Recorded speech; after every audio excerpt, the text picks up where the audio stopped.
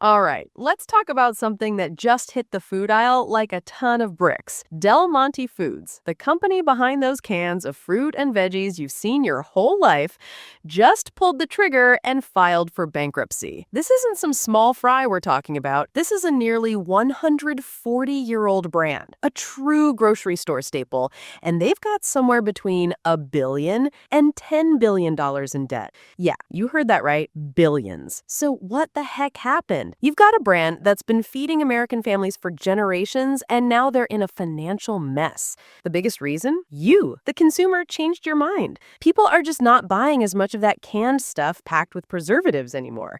Everyone's looking for healthier, fresher options these days, and Del Monte's classic canned goods just aren't cutting it like they used to. This shift in what folks want to eat has hit them hard. On top of that, the whole economy has been a beast. We've seen grocery prices climb, and when money gets tight, what do? They hunt for cheaper alternatives. That's a direct hit to Del Monte's wallet, big time. And it's not just about what you're buying. Del Monte got slammed with higher costs too. Think about it. When demand drops, they end up with piles of unsold inventory. That stuff needs to sit in warehouses, and warehousing isn't free. It costs big bucks to store all those cans, and then they have to slash prices just to get them off the shelves. That's a losing game right there.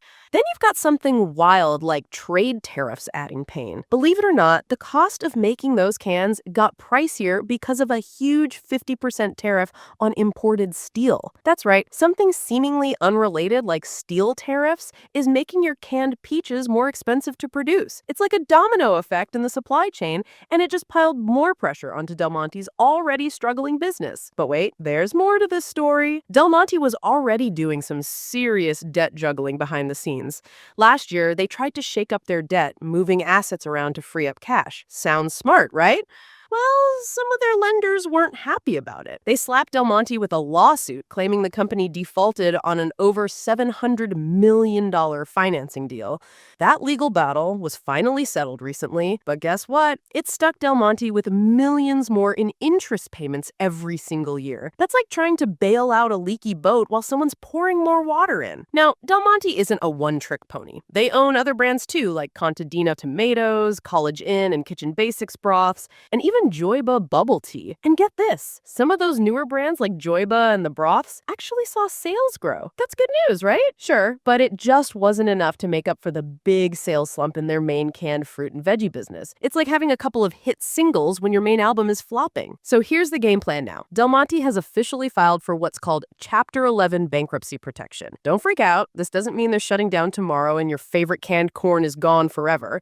Think of Chapter 11 as a major pit stop for a company in trouble. It's a court-supervised process where they try to hit the reset button, reorganize their finances, and find a way to keep the business alive. Their main goal right now is to sell the entire business to a new owner, but they want to sell it while it's still running. They're looking for the best possible offer to keep the brand going strong. To make sure they can keep the lights on and the products moving during this whole process, they've secured a massive emergency loan of around $910 million.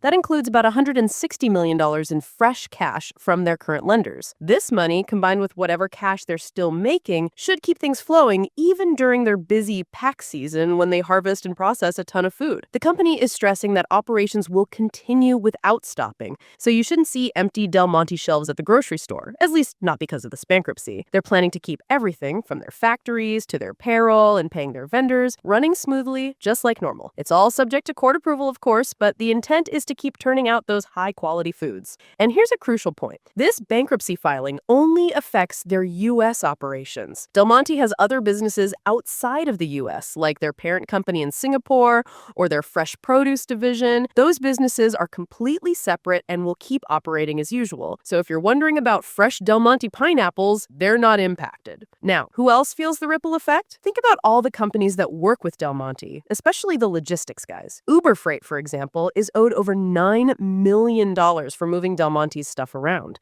Other logistics companies like Saddle Creek Logistics and CHEP USA are also owed millions. We're talking over $1 million for warehousing and nearly $500,000 for pallet services. These aren't just small debts. These are big numbers. The problem is, these are mostly unsecured debts. What does that mean? It means that there's no guarantee these companies will get all their money back. They're basically at the back of the line behind the big banks and other secured lenders. It's a risky game for them, and whether they get paid depends on how well the asset sales go or what kind of reorganization plan the court approves. But even with that uncertainty, Uber Freight is playing it cool. They put out a statement saying Del Monte has been a valued customer and they're committed to supporting them. They even believe they'll get paid back in full for those old unpaid bills because they're considered a critical vendor. For any news services they provide after the bankruptcy filing, those payments usually get top priority from the court. But you can bet future deals will come with much tighter credit terms and constant court oversight. Del Monte CEO Greg Longstreet is trying to put a positive spin on all this. He's calling it a strategic step forward, a necessary move to speed up their turnaround and build a stronger, more lasting company. He believes that with a better financial structure and new ownership, they'll be ready for long-term success. He's grateful for all the support from employees, growers, customers, vendors,